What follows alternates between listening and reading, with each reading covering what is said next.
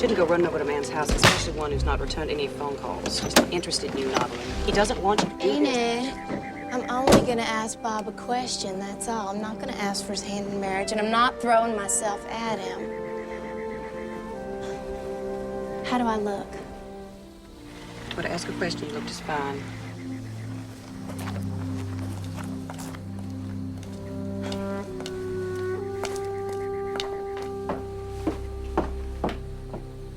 He stepped closer as if impelled by a powerful fascination.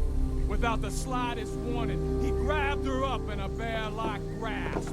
She screamed a very ungoddess-like scream. And there was a sound of ripping silk, as with one ruthless wrench, he tore off her skirt. Goddess! Ha! You're Muriela, Zahiba's dancing girl. This crescent-shaped birthmark on your thigh proves it. I saw it once when Zahiba was whipping you. A year ago, I saw you in Akbatana with that swine. I don't forget faces, or women's figures.